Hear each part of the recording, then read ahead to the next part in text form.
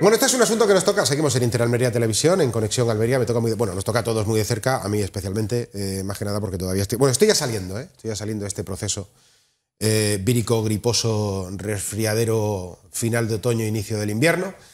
Porque, como sabéis, desde el martes, ¿no? Iba a decir el lunes, pero no, el lunes fue festivo, así que el martes comenzó y hasta mañana viernes esa huelga de los médicos a nivel nacional pidiendo el estudio de verdad, ¿no? Porque creo que eran 60 reuniones las que comentamos el otro día que habían llevado a ninguna parte. Sí, concretamente en 3 años, más de 60 reuniones en las que no se había logrado ningún acuerdo. Y hoy, jueves, ha habido, además de esa huelga, una manifestación de los médicos. Lo vemos. Tercer día de huelga de los médicos en toda España y hoy una gran manifestación por la Rambla de Almería, que ha terminado ante las puertas de la subdelegación del Gobierno. Reivindican tener voz y voto en las negociaciones que se están produciendo con el Ministerio de Sanidad para desarrollar un estatuto marco. Consideran necesario tener un estatuto propio que regule jornadas sin guardias de 24 horas y que el exceso de horas trabajadas cotice a la Seguridad Social para poder obtener una jubilación anticipada. Jornadas de 48 horas semanales, que son una trampa porque son en cómputo semestral. Llegamos a hacer 100, 110 horas en una semana contando las guardias.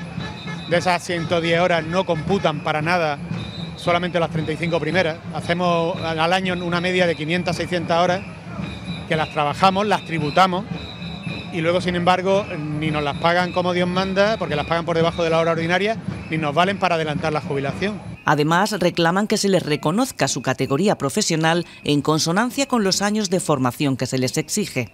No nos parece mal que enfermería supa a un grupo A1 como llevan pidiendo mucho tiempo. Nosotros lo que queremos es que si con 4 años de grado son un A1, nosotros con 11 años de estudio tenemos que ser algo más. Por eso hemos acuñado el término A1+. El subdelegado del Gobierno asegura que el Ministerio trabaja para mejorar las condiciones del personal sanitario y que apuesta por un estatuto marco para todas las profesiones, no solo los médicos. Se le está escuchando, pero creo que hay que escuchar, por supuesto, a los profesionales y, cómo no, pues escucharlo en todos los ámbitos, no solo cuando se manifiesta ante el desarrollo normativo de un estatuto marco, sino también cuando reivindica día a día las condiciones en las que están prestando sus servicios en el sistema público, un sistema público que estamos viendo cómo se está dinamitando poco a poco y traspasando fondos que debían de ir a una sanidad pública de calidad, traspasándolo a la sanidad privada. El personal médico asegura que vive uno de los momentos más críticos de su historia y que necesita condiciones laborables estables que hagan posible ofrecer una atención sanitaria segura y adecuada a la ciudadanía.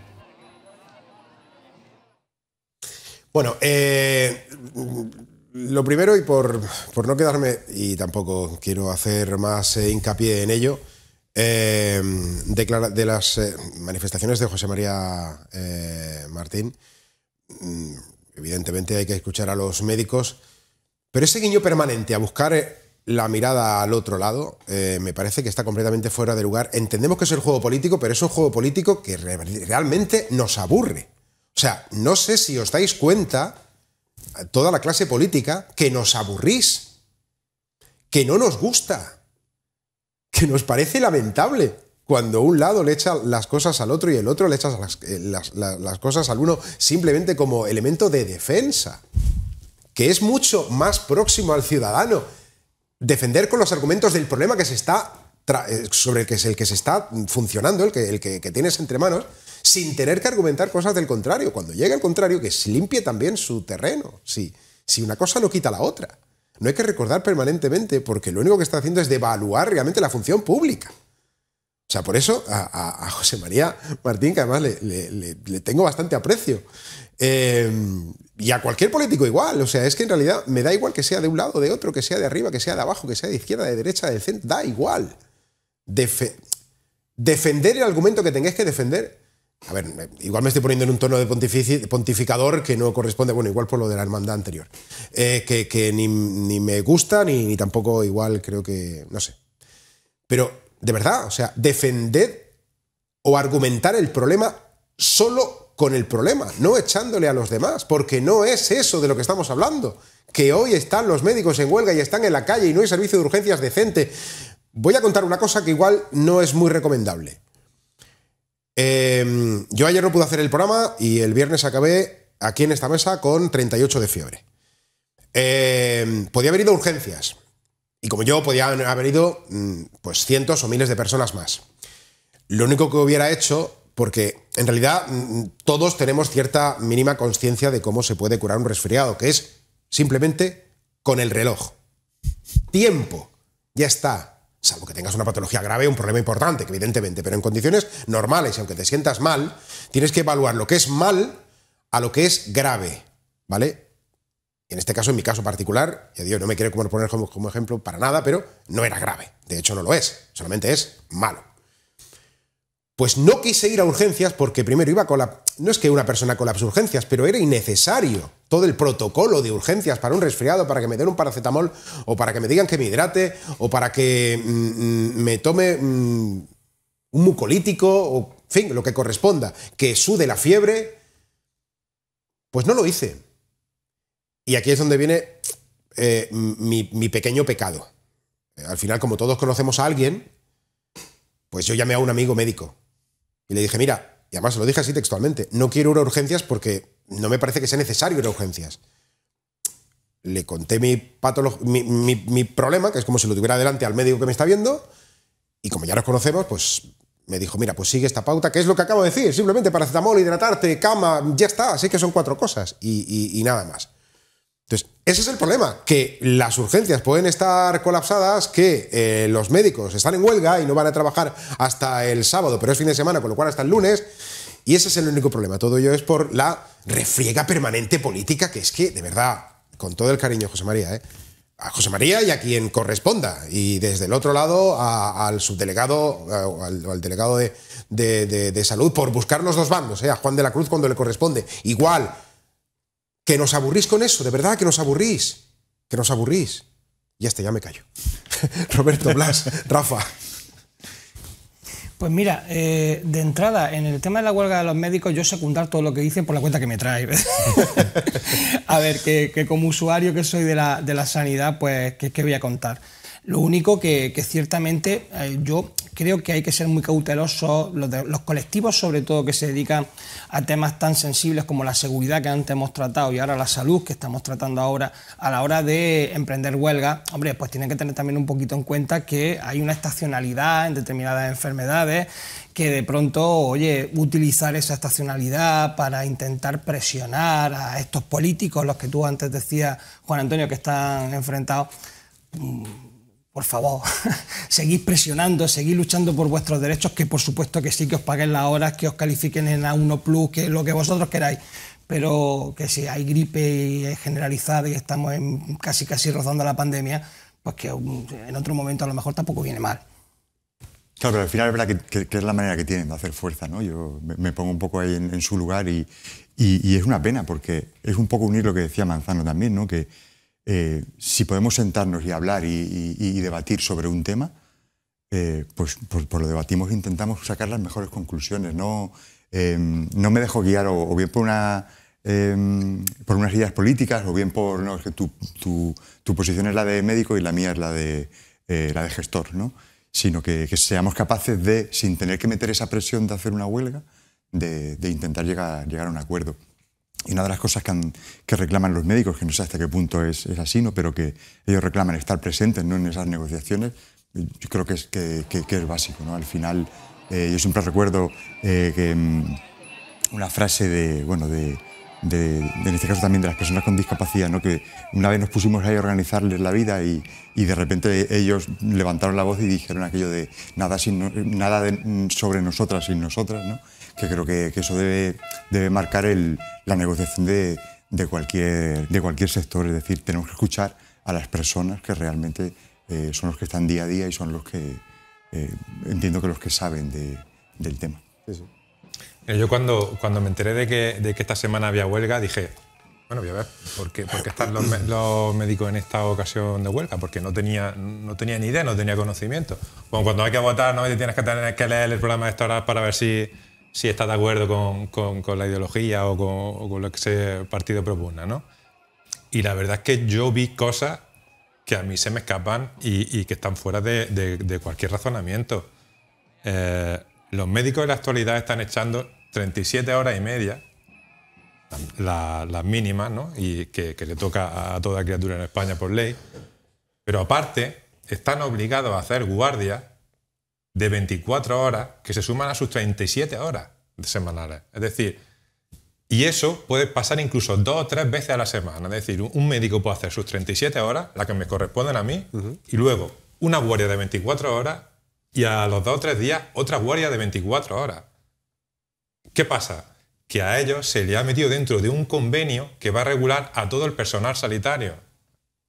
Los mete a los celadores en el mismo marco, en el estatuto marco, que a un médico, que a un cirujano. ¿Qué dicen ellos? Nuestra responsabilidad es distinta, porque a nosotros, cuando se muere un paciente o cuando cometemos alguna negligencia, el que paga no es el celador, el que paga soy yo, el que tiene responsabilidad soy yo. Por lo tanto, lo que quiero es que en vez de trabajar esas 37 horas, más esas 24 seguidas, más esas 24 que me va a meter el fin de semana, se establezcan una serie de descansos para que yo cuando vuelva al trabajo esté en condiciones y si tengo alguna responsabilidad o me toca asumir alguna operación de vida o muerte, esté descansado. Claro. Y luego aparte, una hora normal de un médico de media se paga a 40 euros la hora.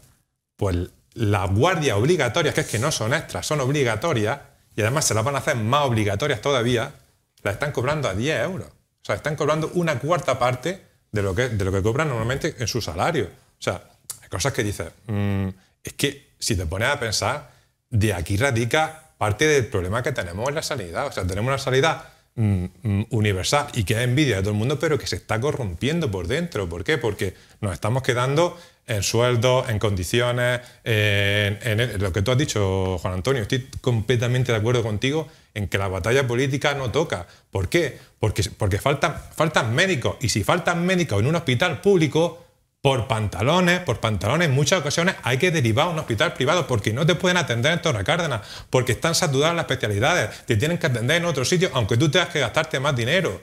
¿De quién depende que se contrate un médico en Andalucía? Depende de Andalucía, depende del gobierno, que nos lo expliquen bien a todos, que nos expliquen bien cómo está el sistema y que luego nosotros tengamos la oportunidad de pensar lo que nosotros queramos, pero que no nos sigan engañando y que sobre todo que no se sigan riendo de nosotros cruzando declaraciones de ese tipo. Yo voy a hacer una reflexión que probablemente no pueda ser más demagógica, o sea, debe estar en el top 3, igual en el top 1, ¿eh? ¿Qué diferencia hay entre un médico, pregunto a vosotros, ¿qué diferencia hay entre un médico, especialista, cardiovascular, y un conductor de transportes, de un camión, de cualquier empresa, que además en Almería tenemos muchas, que tiene que ir a Holanda o a Francia o a Alemania a dejar su... ¿Qué diferencia hay? Creo que bastante... Toda, exacto, toda. Vale. Entonces, ¿cómo se puede encontrar el equilibrio en que a un conductor le obligas, con razón, a llevar un tacógrafo, que cuando pasa ese tacógrafo, bueno, aquí ya no lo sé, si es que el coche se para, supongo que no, pero sigue registrando y cuando llega al control te cascan la multa guapa, ¿vale? Y obligatoriamente tienes que pararte. Y cuando un autobús va de un viaje largo, lleva dos conductores para cada uno con su tacógrafo para hacer el relevo para poder continuar. Y cada X tiempo tiene que hacer sus paradas. Entonces, ¿cómo se come eso para que a un médico le tengas 24 horas con la salud de 1.000, 2.000, 3.000, 4.000, 5.000 personas en sus manos? Esto es lo más demagógico del mundo, yo lo sé. Pero es un ejemplo bastante claro como para poder entender visualmente de lo que estamos hablando. A mí personalmente me dicen, tienes que hacer tus 37 horas semanales y luego tienes que echar 24 más de guardia obligatoria y el fin de semana siguiente otras 24 más, digo, trabaja tú. O sea, es que a mí me da igual, es que yo no pienso pasar por el aro. Y están pasándolo desde hace muchos años. Y lo que están pidiendo es algo normal, porque está en tus manos la vida de muchísimas personas. O sea, eso se tiene que regular de alguna forma. Y lo que se hace en este estatuto es completamente lo contrario. Es incidir en que eso se tiene que hacer así. ¿Por qué? Porque no hay médicos. Porque se van. Porque los de Andalucía se van a Cataluña porque cobran más y los de Cataluña se van a Alemania porque siguen cobrando más. Y en España no hay médicos para atender a una población que ya va por 50 millones de habitantes. Y ese yo creo que es el problema de base. Bueno, en tu planteamiento, Juan Antonio, que decías que era demagógico, no lo es decir, es cierto, es porque en determinadas profesiones se controla muy bien las horas de trabajo y el cansancio y en otras no. Yo creo que en el tema de la medicina aquí estamos ante la tesitura de ¿qué? De corresponder a personas que han tenido que pasar por una carrera durísima para poder llegar ahí. No todo el mundo llega y cuando llega se encuentran con que de pronto tienen un trabajo que viven dentro de un hospital. Luego, bueno, pues tendrán su compensación económica, no tendrán su compensación económica, que además es lo que están demandando. Pero al final te vas a encontrar con un trabajo donde creo que todavía los tenemos porque es inmensa la vocación que tienen. Entonces, esa vocación no está correspondida. Corresponder esa vocación a quién es el responsable de corresponder esa vocación. Pues yo creo que en el fondo, al final, es como todo, es una cuestión de dinero, quién paga la fiesta y a qué vamos a dedicar el dinero dentro de la fiesta, ¿no? Entonces, esa sanidad pública universal está empezando a tener agujeritos y es porque igual tenemos que ver cómo seguimos pagando la fiesta y quién paga la fiesta. Entonces, la discusión política, pues yo entiendo quién tiene asumida la competencia a nivel autonómico de la sanidad y cómo se financia esa sanidad. Vamos a intentar seguir financiándola desde un punto de vista público, que esa sanidad siga siendo pública y que esté al más alto nivel posible. Pero ¿quién lo paga? Ese es el problema. ¿Quién lo paga y cómo lo pagamos, ¿no? Esa sanidad universal que además tiene acceso todo el mundo. Si yo ahora mismo llego a una urgencia, me tienen que atender, ¿eh? Y no me van a preguntar si vengo o no vengo con un DNI o vengo o no vengo con una tarjeta sanitaria. Me van a tener que atender. Y eso no somos capaces de valorarlo, ¿eh? No somos capaces de valorar lo que es realmente llegar al médico y decir, fulanito de tal, ¿tienes la tarjeta sanitaria? Pues sí, mira, aquí la tengo, que no, pues igual con el DNI, en fin. Solo con eso. Vete tú a otro lugar, ¿eh? Vete tú a otro lugar. El problema es que cuando llegan los presupuestos y la Junta presenta un presupuesto, se le llena la boca diciendo que son los presupuestos más altos de la historia en materia de sanidad o de educación. Cuando el gobierno lo hace, dice lo mismo. Sacan pecho de que... Pero si luego nos pasa todo lo contrario. Luego la realidad es que no paréis de pelearos porque tú no has invertido lo suficiente en esto, tú no has invertido lo suficiente en lo otro. Pues entonces, ¿dónde está ese dinero que vosotros estáis vendiendo a bombo y platillo? ¿Dónde está? Porque por las mañanas tú vas a un centro de salud y en algunos te pegas una hora de cola para poder sacar cita para cualquier tontería, para cualquier cosa. No se puede. Entonces... no podemos ir de que tenemos una sanidad pública que envidia del resto de países cuando poco a poco nos estamos dando cuenta de que no es así y de que hay que invertir, lo que tú has dicho, mucho más de lo que se está invirtiendo y igual el dinero está yendo a parar a otras cosas o ha dejado de ser la prioridad, no lo sé, ya es que... Yo fíjate, estoy de acuerdo con que es totalmente vocacional y por unirlo con lo que tú decías de las horas, que por supuesto que creo que merecen ese descanso por descanso personal y porque la atención al paciente tiene que ser totalmente diferente. No puede ser lo mismo alguien que acaba de estar operando 24 horas, cuando te va a atender, pues no te tiene que atender igual. Pero a lo que quería unir y dejar un poco encima de la mesa es esos médicos, es cierto que no están, yo creo que no reclaman trabajar menos porque no les gusta trabajar, es decir, es vocacional. De hecho, muchos, que es otra de las reivindicaciones, muchos trabajan luego en lo privado, en su casa, para seguros, lo que sea. O sea, es decir, no es que no quieran trabajar más horas, no es que no quieran trabajar más tiempo, ¿no? Sino que quizás pues las condiciones no son suficientemente atractivas. Es trabajar, yo creo, no sé. Igual el concepto puede ser trabajar ordenadamente. Trabajar ordenadamente, ¿no? Y con rigor y con capacidad para poder ejecutar tu trabajo en las mejores condiciones, y más cuando estamos hablando de que error médico, pues es un error grave. Bueno, pues depende de lo que sea. Sí, pero puede ser. Pero puede ser un error muy grave, o sea, el riesgo evidentemente que es muy, muy alto.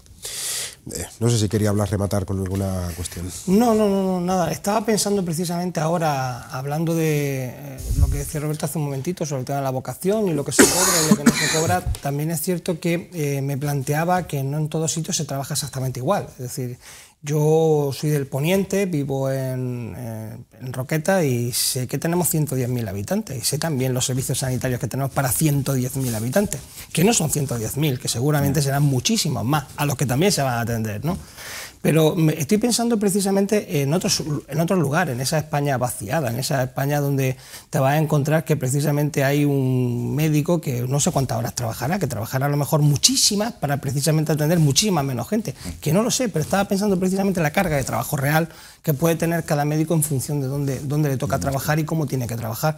Y eso también afecta al servicio, es decir, que de pronto hay gente que no quiere según qué destino. Porque no hace mucho leía y veía cómo hay determinadas especialidades que nadie quiere y otras que, oye, que se pegan tortas. Sí, es que me estaba acordando de una película que vi el otro día con el tema este de los médicos rurales, claro, hablamos de las películas españolas de toda la vida. Sí. Creo que hay Lina Morgan, ¿no? Una médica que llega a un pueblo, en fin, los médicos rurales, ¿no? Médicos comarcales y médicos rurales que evidentemente al final entrarían dentro de también ese convenio marco, que al final no deja de ser el contexto general en el que luego pues se verían las condiciones, no sé si particulares, pero bueno, hay que decir que esto está activo, este convenio actual está desde 2003. O sea, echa años, empezar a sumar ahí con la cuenta, son unos cuantos de años. Bueno, nos quedan creo que 10 minutos para acabar nuestro programa y hay un asunto más para cerrar la semana. Y es, hacía tiempo que no tocábamos este asunto, el tema de los patinetes, esos vehículos de movilidad personal, vehículos VMP, vehículos de movilidad personal, correcto. Eso sí me lo he aprendido de José María Méndez, el director provincial de tráfico, que siempre estaba los VMP y... Los MVP. Los MVP, sí. Y al principio digo, ¿cómo? ¿De qué estamos hablando? Y ya al final... Los patinetes. Bueno, va a haber una nueva ordenanza municipal para regular los patinetes eléctricos. Será obligatorio el registro de los patinetes, habrá cursos online de seguridad vial y se van a retirar los patinetes que estén manipulados, que no sabía yo solo de las motos en los años, yo qué sé, 70, 80, aquellos tubarros que hacían mucho ruido, que yo no sé si andaban más o andaban menos, ahora que era un escándalo increíble. Pues al parecer también en los patinetes también se trucan para que dé la batería un poquito más de gas. Bueno, vamos a escuchar a la alcaldesa de Almería que explicaba de forma rápida y somera esta iniciativa, esta ordenanza municipal. Sabemos que la regulación de la circulación de los patinetes es un tema que preocupa mucho a los almerienses, al ayuntamiento también. Por eso estamos trabajando en una ordenanza que aprobaremos próximamente en la que, entre otras medidas, vamos a crear un registro municipal de patinetes. También vamos a requisar todos aquellos patinetes que infrinjan la normativa o que estén modificados de alguna manera. Y también vamos a ofrecer cursos gratuitos online de seguridad vial para todas aquellas personas que lo utilicen. Era el anuncio, ¿no?, de la previsión por parte de la alcaldesa de Almería. Por otro lado, el Grupo Municipal Socialista, a través de su portavoz, Fátima Herrera, justamente recriminaba eso, que todavía no haya un registro o un control, una normativa, en cualquier caso, de patinetes en la ciudad de Almería. El tema de los patinetes en Almería se está convirtiendo en un problema serio. Todos vemos a diario cómo pasan por nuestro lado patinetes a toda velocidad, con gente sin casco, con dos personas, incluso conducidos por menores. Mientras tanto, la alcaldesa pues mira para otro lado y no tenemos ninguna normativa clara que regule el uso de estos patinetes. Por eso nosotros desde el PSOE vamos a llevar una iniciativa al próximo pleno para pedir la creación de una mesa de trabajo que elabore una ordenanza que regule por fin el uso de los patinetes en nuestra ciudad. Bueno, yo creo que lo que está claro es que tiene que regularse ya el asunto de los patinetes en la ciudad de Almería. Bueno, en todos sitios, ¿no? Pero en este caso estamos en la capital. Tiene que regularse porque es un problema grande de circulación y también pues de salud, porque vamos, te embiste y es como si te hubiera pillado un toro, vamos. Esto me voy a permitir, lo voy a contar muy rápido, un chiste de un minuto, uno que va con el coche, ¿no? Y de pronto, bueno, se encuentra un vespino que va delante, tiene un vespino y lo adelanta. Bueno, normal. y sigue con su coche. Ve que el Vespino se le va acercando y el del coche acelera. Y va a 50, lo pone a 70 y el del Vespino no se le despega. Acelera un poquito más, lo pone ya a 100 y el del Vespino no se le despega. Va a 120 ya el coche y el del Vespino empieza a adelantarle, ¿eh? Y llega un momento que el Vespino se pone a la altura de la ventanilla, le toca en la ventanilla y dice: oye, socio, tiene un cigarrillo por ahí. Y dice: oye, que te va a matar. No, si yo fumo poco. Esa es la sensación que tengo yo cuando adelanto a un patinete.